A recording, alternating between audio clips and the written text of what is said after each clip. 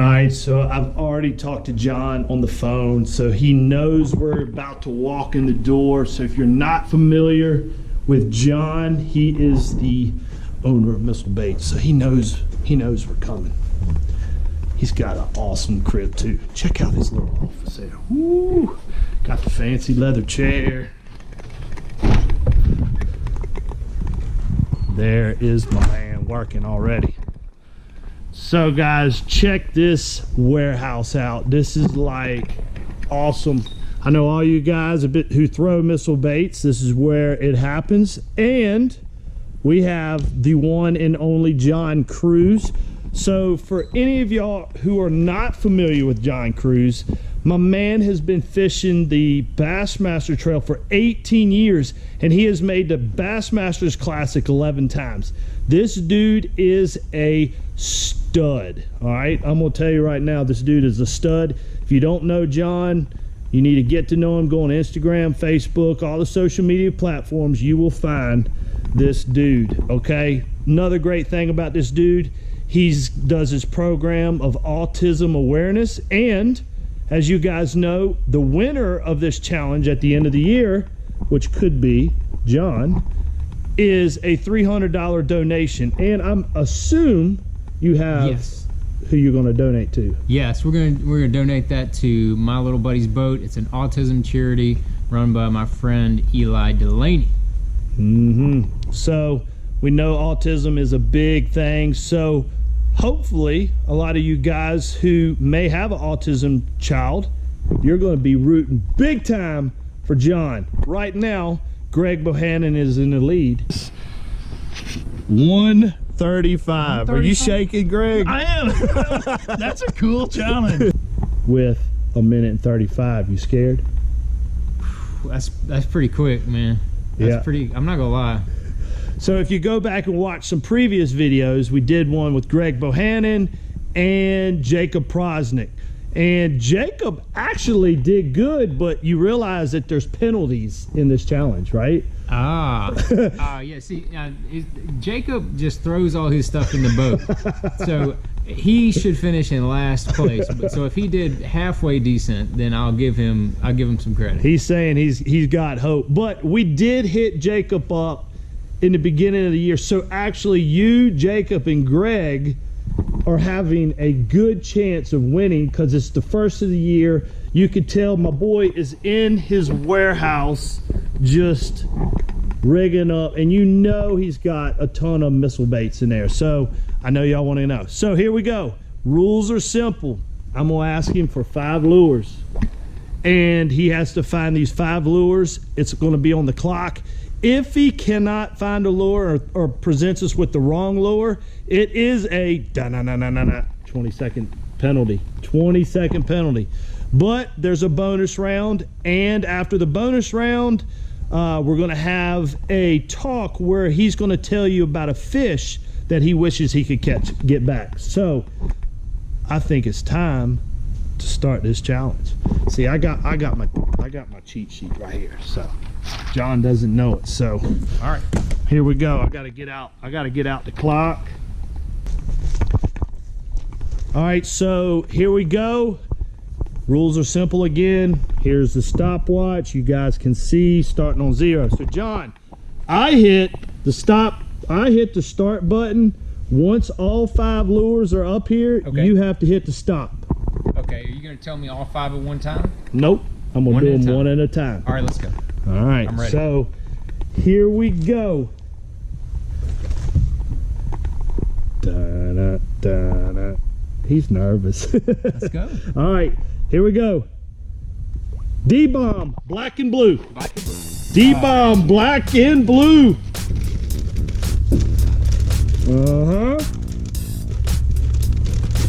Oh Lord. Uh-oh, guys. Uh-oh. He's got it. Little John, chartreuse and black. Got it. Gamakatsu 4-aught hook. Coming up. Uh-oh. 30 seconds, guys. 30 seconds. He is stomping it. It's got to go up there at the front of the boat, remember? Gamakatsu. He is sponsored by Spro, which is Gamakatsu. Some of the sharpest hooks. Come on, pour it. Uh-oh, here we go. You better hustle up. Shockwave, color, bombshell. Oh yeah, he knew right where to go on that one. He knew where his shockwaves are at. And a missile mini flip, half-ounce bruiser. Uh-oh, he's back to the compartment. It's gonna be tight. Greg Bohannon. Boom! Stop! Oh. I hit the reset button at No, 121. we got it. Greg, you have just been dethroned by John Cruz. Yes. You are dethroned right now. So we have a new leader, guys, John Cruz. And he actually did it good. So he was a little late on hitting the stop button, but that's part of the game. He knew the rules. So anyways, even with the mishap at the end, he still, Greg, he crushed you by 10 seconds. So right there. All right, so bonus round. So he could actually get down to a minute. This is a 2-second gain. Okay. 2-second gain. So he could actually get down to a minute and 23 seconds. So this is a little bit of off-ball item. So here you go, guys. I'm going to reset the clock. Reset. Now, John, you got 12 seconds. Okay. 12 seconds to get this item. Okay. It's a little oddball item. So you better be hustling up on this. If John gets this in under 12 seconds, he gets 2 seconds deducted from his final time. So here we go. I will hit the start button. John, you hit the stop button. Here we go. Ready? Flathead screwdriver. Oh, he had it close. There you go. Come on, flathead. Oh, I got the wrong one on there. Darn. Oh. Dang, we're just gonna stop at it. John, you could have had that. So close. Greg had that same problem. Greg pulled out one of those multi-tool things just like John, and he couldn't get the bit That's out. why I couldn't get it on there in time. Same thing. It don't matter, John. You still in the lead. So here's where we like to get personal with these guys. So as you know, John is a stud. He's a veteran, young veteran, who's been out here a long while. So I know he's got a lot of stories in hand. So John, if you could get one fish back, like it haunts you, what fish would that be, where at, and whatever? I mean, you know, every angler's got the one that got away story, and I've got a couple of them, but the one that really is like personal, because I love Lake Gunnersville. And a few years back, I fished the Gunnersville Elite Series there. I finished 3rd overall in the tournament, and the second day of the tournament, the first and the second day, I caught over 100 bass each day. It was one of those days. I didn't think you could catch 100 bass in the tournament. I thought everybody was lying about that until I actually did it, and then I believe people. But I caught over 100, and I was catching them so good. I had a bunch of schools found with a little John DD, and I was just cranking them up, and I had caught like probably 12 to 14 in a row, and they were all 2.5 to 3 pounds, and I wasn't getting anything bigger. I already had 20 pounds or so, and then finally I hooked one, and it felt like just like every other one. And then I made about 10 cranks on the handle, and then I realized that the fish was quartering to me, and it was getting ready to come up. And then I realized, I said, man, I don't think I hadn't really caught up to this fish. I started reeling, started bowing the rod up. That fish come up and jumped, and when it jumped, it couldn't have been more than 30 feet from the boat, 20, 30 feet. It was quartering at me. Came up and jumped, and the whole fish jumped out of the water. It was well over 10 pounds. Ooh. And on Guntersville, that you don't catch fish over 10 pounds on Guntersville. You just don't do it. And that fish was way over 10 pounds. My co-angler and we estimated 11-ish. It was not like a teener or nothing like that, but it was easily over 10. Fish jumped, crankbait come flying. I ended up still weighing over 25 pounds of fish that day, and my biggest one was 5 something. So I had all 5-pounders. So I'd have had well over 30 pounds.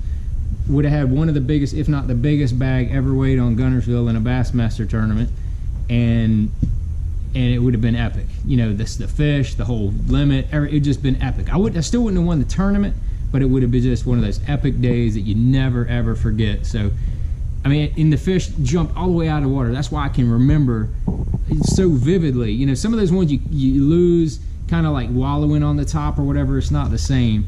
This fish jumped all the way out of the water, and then the crankbait came out, and that's why that one just haunts me in my sleep, man. A 10 pound. So here's an interesting fact. He's talking about this fish, 10 pounds.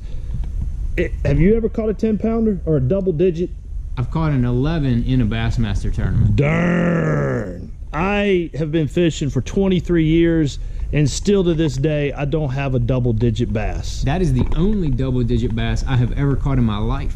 Hey, so even though we're touring professionals on tour, y'all think we catch all these big fish and all that kind of, we're not the big fish Ish Monroe who catches one every time he throws something over his head. But how many nines have you caught, seriously? No, I got my three top is a 914, a 97, and a 92. The 92 was the dumbest bass in the world, but I've got 3 in the 9 pound and then some 8-pounders and on down. But have you caught many 9s yourself? I've caught maybe, I'd say 8 or so.